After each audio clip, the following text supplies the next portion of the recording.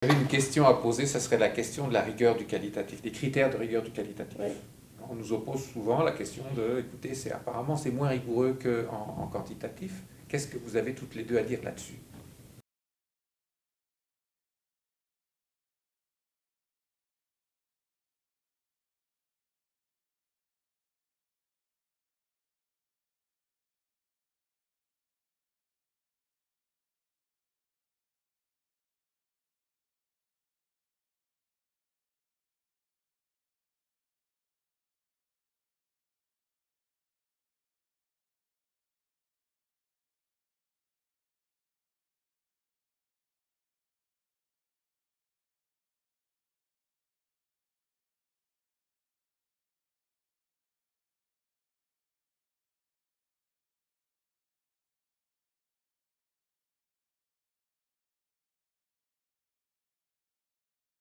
Ben, d'abord, Vas-y, bon, j'enchaînerai. j'ai commencé sur la généralisation tantôt.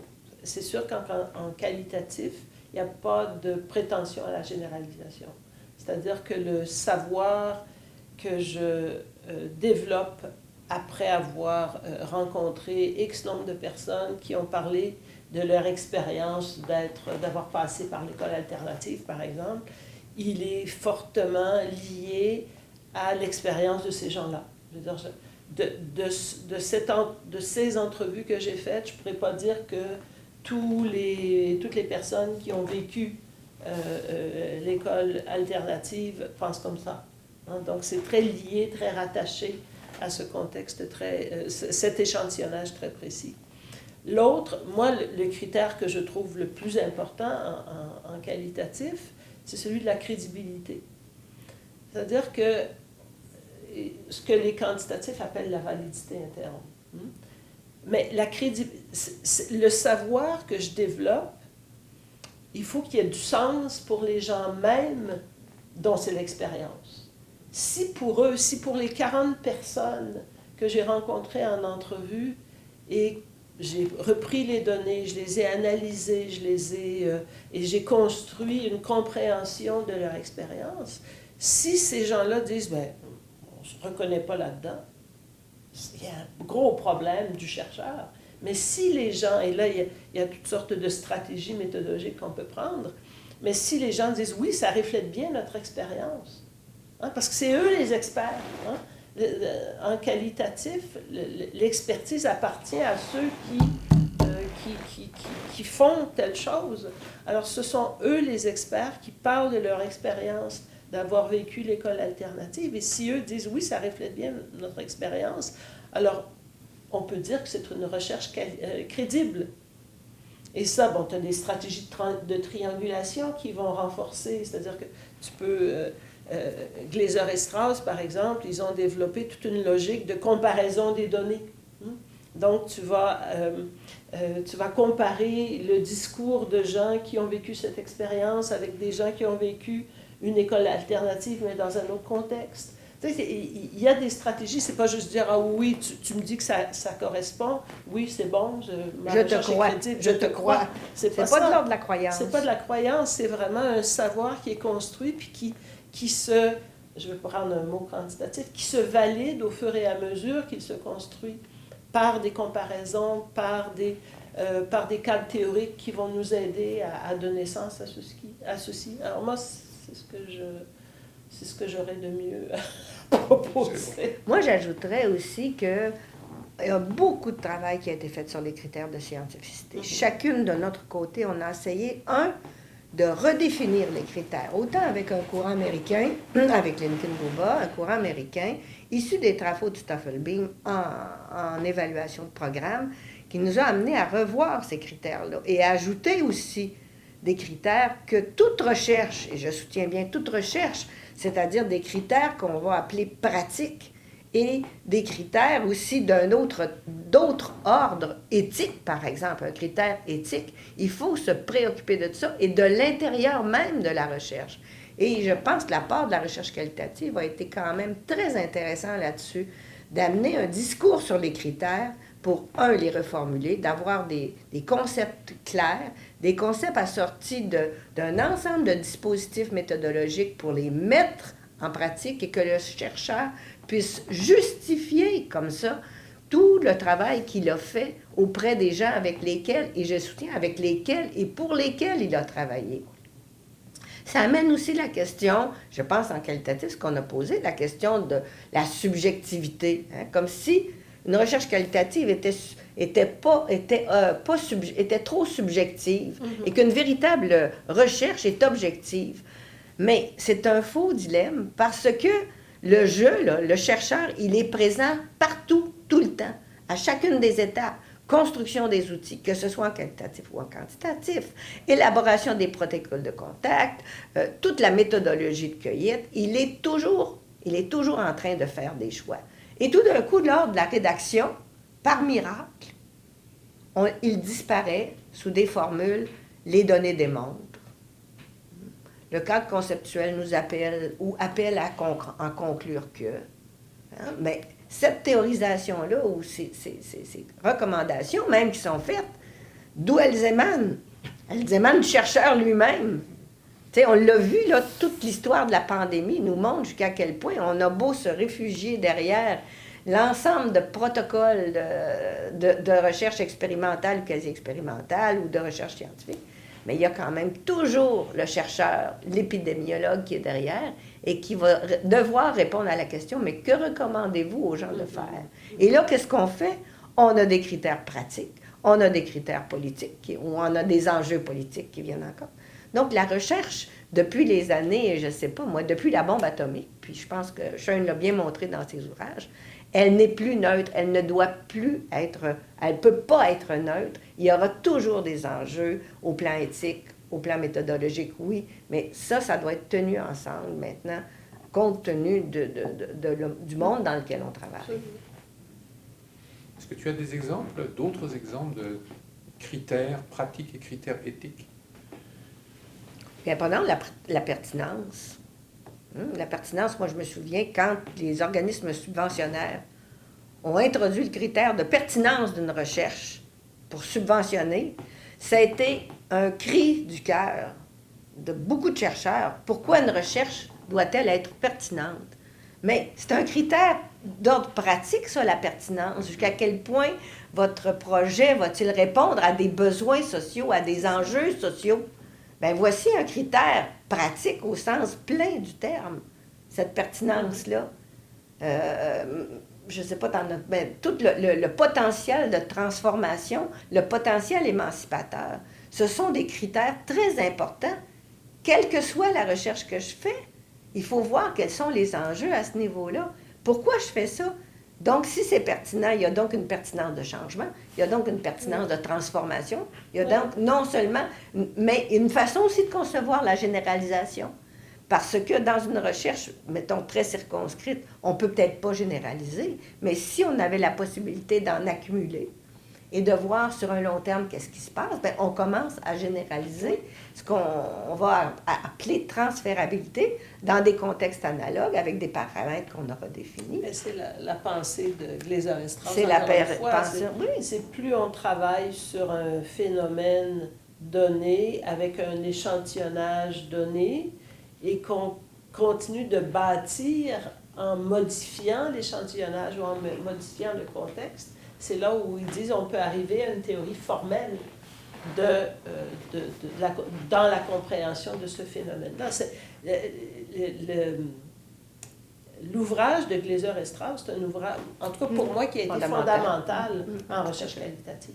Tout à fait. La première fois que je l'ai lu, j'ai rien compris. Mais je l'ai lu, je pense, 3 fois, mais je sentais qu'il y avait quelque chose là. C'était un choc. Il y a quelque chose là. Il y a quelque chose là. Mais cette logique de construction d'une théorie, ce qu'ils appellent la théorie substantive, donc la plus proche des données, jusqu'à une théorie plus formelle, c'est vraiment, comme tu dis, Colette, une accumulation de données autour d'un même phénomène, mais en diversifiant l'échantillon. C'est très exigeant comme façon de faire. C'est très, très exigeant.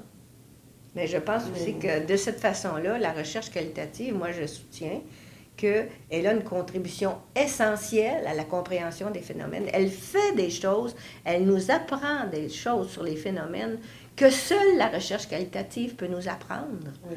Et ça n'infère pas que la recherche quantitative n'est pas essentielle, elle est toute, mais elle nous apprend autre chose et différemment.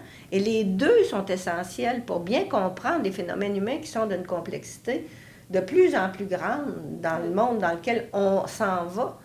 Et je pense que c'est important d'en prendre en considération que les deux, et qu'on ne doit pas, puis moi je pense qu'on en est sorti de ça en recherche qualitative, toujours se défendre du quantitatif, dire, ben oui, nous on fait pas ça, mais on fait autre chose. Moi je pense qu'il est temps qu'on reconnaisse les deux propositions méthodologiques comme valides, ou en tout cas, je ne sais pas Oui. quel mot employer. Il y a peut-être des milieux plus résistants que d'autres. Oui, tout à fait. Puis, je veux dire, on l'a vu au tout début. On l'a vu il y a 50 ans en éducation. On l'a vu après ça en psycho. On le voit encore, on commence à le voir un peu moins en architecture, en design, en santé. On le voit moins. Mais il y a toujours une résistance. Mais pourquoi cette résistance-là s'exerce-t-elle pour un refus du qualitatif? Tout simplement, d'un point de vue. Elle devrait être en deux volets, deux façons de comprendre les phénomènes sociaux dans lesquels on baigne. Oui, tout aussi légitimes, mais qui nous apprennent des choses différentes. Et que l'une ne peut pas faire ce que l'autre fait. Et vice-versa. Belle conclusion. Ah, et je trouve que c'est une faiblesse du quantitatif de n'avoir ni critères éthiques, ni critères pratiques. Il faut qu'il pense à ça. Et c'est la part du qualitatif d'avoir amené ça. Je peux développer ce point-là, si tu veux. C'est bon. Un autre point que j'ai développé aussi dans mon autre entretien, c'est que j'ai dit que, dans la plupart des cas, toutes les recherches sont écrites au jeu. Parce que c'est toujours moi qui ai fait le questionnaire, moi qui ai repris les questions, moi qui ai synthétisé, moi qui ai fait les... C'est toujours écrit au jeu, mais c'est souvent caché, le jeu. Mais toutes les recherches, pour moi, sont écrites au jeu. Pour moi aussi, je ne comprends pas pourquoi on est hypocritement... Parce que les billets du chercheur en quantitatif sont là aussi. Ben oui, ils sont là. Le choix du cadre théorique, le choix de l'instrument de mesure. Le choix de tous les algorithmes. Choix d'interpréter d'une façon ou d'une autre. Ben oui, le choix des algorithmes à la base. Tu sais, on l'a vu pour Facebook, tous les algorithmes, tu as des fonds idéologiques là-dedans. Qu'est-ce qu'on pense? Que les algorithmes sont faits en dehors des idéologies? Ben voyons donc. Fait que derrière une idéologie, il y a quoi? Il y a le jeu qui pense, il y a le jeu qui dit c'est ça. Il y a le jeu qui statue, mais au moins la recherche qualitative a placé le jeu au cœur même de l'entreprise et lui demande de recherche et lui demande de s'organiser, de se définir, de se structurer et de se justifier. Bon, donc, si j'avais une question à vous poser, on enregistre ça? Ça roule. Ça roule depuis tantôt. Si j'avais une question à poser, ça serait la question de la rigueur du qualitatif, des critères de rigueur du qualitatif. Oui. On nous oppose souvent la question de, écoutez, apparemment c'est moins rigoureux qu'en quantitatif. Qu'est-ce que vous avez toutes les deux à dire là-dessus? OK. Ben, d'abord... Vas-y, j'enchaînerai. J'ai commencé sur la généralisation tantôt. C'est sûr qu'en qualitatif, il n'y a pas de prétention à la généralisation. C'est-à-dire que le savoir que je développe après avoir rencontré X nombre de personnes qui ont parlé de leur expérience d'avoir passé par l'école alternative, par exemple, il est fortement lié à l'expérience de ces gens-là. Je veux dire, de ces entrevues que j'ai faites, je ne pourrais pas dire que toutes les personnes qui ont vécu l'école alternative pensent comme ça. Hein? Donc c'est très lié, très rattaché à ce contexte, cet échantillonnage très précis. L'autre, moi, le critère que je trouve le plus important en qualitatif, c'est celui de la crédibilité. C'est-à-dire que ce que les quantitatifs appellent la validité interne. Mais le savoir que je développe, il faut qu'il y ait du sens pour les gens même dont c'est l'expérience. Si pour les 40 personnes que j'ai rencontrées en entrevue et j'ai repris les données, je les ai analysées, et j'ai construit une compréhension de leur expérience. Si ces gens-là disent, ben, on ne se reconnaît pas là-dedans, il y a un gros problème du chercheur. Mais si les gens, et là, il y a toutes sortes de stratégies méthodologiques qu'on peut prendre, mais si les gens disent, oui, ça reflète bien notre expérience, hein, parce que c'est eux les experts. Hein, en qualitatif, l'expertise appartient à ceux qui font telle chose. Alors, ce sont eux les experts qui parlent de leur expérience d'avoir vécu l'école alternative. Et si eux disent, oui, ça reflète bien notre expérience, alors on peut dire que c'est une recherche crédible. Et ça, bon, tu as des stratégies de triangulation qui vont renforcer, c'est-à-dire que tu peux... Glaser et Strauss, par exemple, ils ont développé toute une logique de comparaison des données.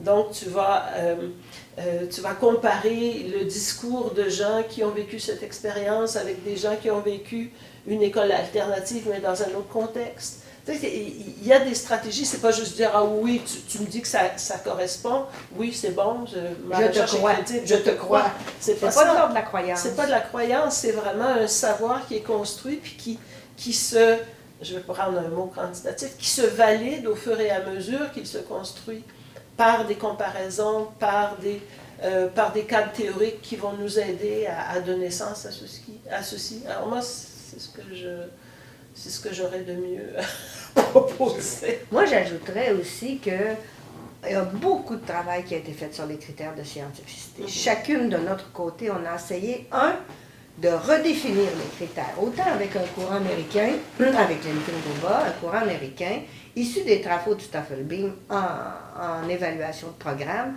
qui nous a amené à revoir ces critères-là et à ajouter aussi des critères que toute recherche, et je soutiens bien toute recherche, c'est-à-dire des critères qu'on va appeler pratiques, et des critères aussi d'autre ordre éthique, par exemple, un critère éthique, il faut se préoccuper de ça et de l'intérieur même de la recherche.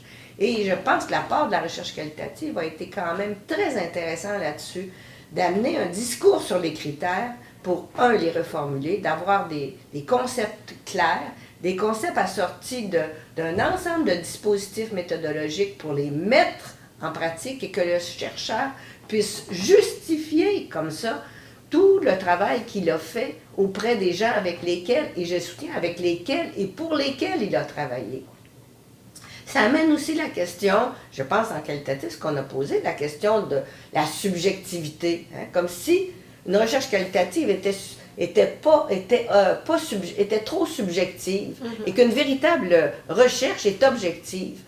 Mais c'est un faux dilemme parce que le jeu, là, le chercheur, il est présent partout, tout le temps, à chacune des étapes. Construction des outils, que ce soit en qualitatif ou en quantitatif, élaboration des protocoles de contact, toute la méthodologie de cueillette, il est toujours en train de faire des choix. Et tout d'un coup, lors de la rédaction, par miracle, il disparaît sous des formules, les données démontrent. Le cadre conceptuel nous appelle à en conclure que. Hein, mais cette théorisation-là, ou ces recommandations même qui sont faites, d'où elles émanent? Elles émanent du chercheur lui-même. T'sais, on l'a vu, là, toute l'histoire de la pandémie nous montre jusqu'à quel point on a beau se réfugier derrière l'ensemble de protocoles de recherche expérimentale, quasi-expérimentale ou de recherche scientifique. Mais il y a quand même toujours le chercheur, l'épidémiologue qui est derrière et qui va devoir répondre à la question, mais que recommandez-vous aux gens de faire? Et là, qu'est-ce qu'on fait? On a des critères pratiques, on a des critères politiques, ou on a des enjeux politiques qui viennent encore. Donc, la recherche, depuis les années, je ne sais pas moi, depuis la bombe atomique, puis je pense que Schoen l'a bien montré dans ses ouvrages, elle n'est plus neutre, elle ne doit plus être, elle ne peut pas être neutre. Il y aura toujours des enjeux au plan éthique, au plan méthodologique, oui, mais ça doit être tenu ensemble maintenant, compte tenu du monde dans lequel on travaille. Est-ce que tu as des exemples, d'autres exemples de critères pratiques et critères éthiques? Bien, pendant la pertinence. La pertinence, moi je me souviens, quand les organismes subventionnaires ont introduit le critère de pertinence d'une recherche, pour subventionner, ça a été un cri du cœur de beaucoup de chercheurs. Pourquoi une recherche doit-elle être pertinente? Mais c'est un critère d'ordre pratique, ça, la pertinence. Jusqu'à quel point votre projet va-t-il répondre à des besoins sociaux, à des enjeux sociaux? Bien, voici un critère pratique au sens plein du terme, cette pertinence-là. Je ne sais pas, dans notre, ben, tout le potentiel de transformation, le potentiel émancipateur, ce sont des critères très importants. Quelle que soit la recherche que je fais, il faut voir quels sont les enjeux à ce niveau-là. Pourquoi je fais ça? Donc, si c'est pertinent, il y a donc une pertinence de changement, il y a donc une pertinence de transformation, il y a donc non seulement, mais une façon aussi de concevoir la généralisation. Parce que dans une recherche, mettons, très circonscrite, on ne peut peut-être pas généraliser, mais si on avait la possibilité d'en accumuler et de voir sur un long terme qu'est-ce qui se passe, bien, on commence à généraliser ce qu'on va appeler transférabilité dans des contextes analogues avec des paramètres qu'on aura définis. C'est la pensée de Glaser et Strauss. C'est la pensée. C'est plus on travaille sur un phénomène donné avec un échantillonnage donné et qu'on continue de bâtir en modifiant l'échantillonnage ou en modifiant le contexte. C'est là où ils disent qu'on peut arriver à une théorie formelle dans la compréhension de ce phénomène-là. L'ouvrage de Glaser et Strauss, c'est un ouvrage, en tout cas pour moi, qui a été fondamental en recherche qualitative. Tout à fait. La première fois que je l'ai lu, j'ai rien compris. Mais je l'ai lu, je pense, 3 fois, mais je sentais qu'il y avait quelque chose là. C'était un choc. Il y a quelque chose là. Il y a quelque chose là. Mais cette logique de construction d'une théorie, ce qu'ils appellent la théorie substantive, donc la plus proche des données, jusqu'à une théorie plus formelle, c'est vraiment, comme tu dis, Colette, une accumulation de données autour d'un même phénomène, mais en diversifiant l'échantillon. C'est très exigeant comme façon de faire. C'est très, très exigeant. Mais je pense aussi que de cette façon-là, la recherche qualitative, moi je soutiens qu'elle a une contribution essentielle à la compréhension des phénomènes. Elle fait des choses, elle nous apprend des choses sur les phénomènes que seule la recherche qualitative peut nous apprendre. Oui. Et ça n'infère pas que la recherche quantitative n'est pas essentielle, elle est toute, mais elle nous apprend autre chose et différemment. Et les deux sont essentiels pour bien comprendre les phénomènes humains qui sont d'une complexité de plus en plus grande dans le monde dans lequel on s'en va. Et je pense que c'est important d'en prendre en considération que les deux et qu'on ne doit pas, puis moi je pense qu'on en est sorti de ça en recherche qualitative, toujours se défendre du quantitatif, dire ben oui, nous on fait pas ça, mais on fait autre chose. Moi je pense qu'il est temps qu'on reconnaisse les deux propositions méthodologiques comme valides, ou en tout cas je ne sais pas quel mot employer. Il y a peut-être des milieux plus résistants que d'autres. Oui, tout à fait. Puis je veux dire, on l'a vu au tout début, on l'a vu il y a 50 ans d'éducation, on l'a vu après ça en psycho, on le voit encore, on commence à le voir un peu moins en architecture, en design, en santé, on le voit moins, mais il y a toujours une résistance. Mais pourquoi cette résistance-là s'exerce-t-elle pour un refus du qualitatif? Tout simplement, d'un point de vue, elle devrait être en deux volets, deux façons de comprendre les phénomènes sociaux dans lesquels on baigne. Oui, tout aussi légitimes, mais qui nous apprennent des choses différentes. Et que l'une ne peut pas faire ce que l'autre fait, et vice-versa. Belle conclusion. Merci à toutes les deux.